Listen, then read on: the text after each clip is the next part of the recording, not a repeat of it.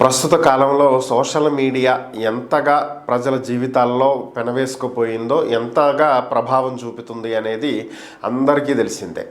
నార్మల్‌గా ఉన్నటువంటి ఎలక్ట్రానిక్ మీడియానో, లేదంటే ప్రింట్ మీడియానో ఇవి కాకుండా ఇప్పుడు ఎక్కువగా రాజకీయ నాయకులు, ప్రభుత్వాలు కూడా సోషల్ మీడియానే ఉపయోగిస్తున్నటువంటి పరిస్థితి. అలాగే కొన్ని ప్రభుత్వ సేవలను కూడా సోషల్ మీడియా నెట్వర్క్‌లు ఉపయోగించుకునే ప్రజలకు అందించేటువంటి ప్రయత్నాలు కూడా కొన్ని ప్రభుత్వాలు చేస్తున్నటువంటి పరిస్థితి. ఇలాంటి నేపథ్యంలో సోషల్ మీడియా మీద బ్యాన్ పెడితే పరిస్థితి ఏంటి?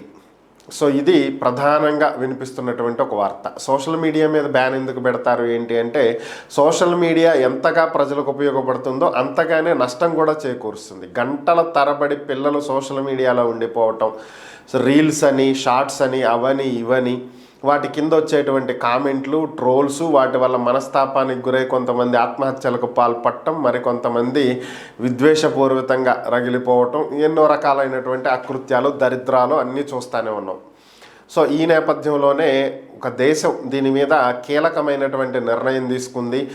16 ఏళ్ల లోపు ఉన్నటువంటి వాళ్ళు సోషల్ మీడియా ఉపయోగించడానికి వీల్లేదు అంటూ ఒక చట్టాన్ని తీసుకురాబోతుంది. దీనికి సంబంధించినటువంటి బిల్లు ఆ దేశ పార్లమెంట్లో ప్రవేశపెట్టగా దాదాపుగా అందరూ ఓట్లేసి ఓకే చేశారు. కేవలం ఒక 13% మంది మాత్రం లేదు లేదు మేము ఓట్లేయమన్నారు. బట్ ఓవరాల్గా అందరూ కూడా ఓటు వేసి దానికి సపోర్ట్ చేశారు. ఇది సెనేట్ గనక ఆమోద ముద్ర వేసినట్లయితే ఇక ఈ దేశంలో ఓవరాల్గా ఇక 16 ఏళ్ల లోపు ఎవ్వరికీ కూడా సోషల్ మీడియాలో అకౌంట్లు ఇవ్వటానికి లేదు, వాళ్ళు వాడటానికి లేదు. ఈ చర్యలన్నీ కూడా సదరు సోషల్ మీడియా ప్లాట్ఫామ్ నిర్వహిస్తున్నటువంటి సంస్థలే చూసుకోవాలి, వాళ్ళదే పూర్తి బాధ్యత అంటూ చట్టంలో పొందుపరిచారు.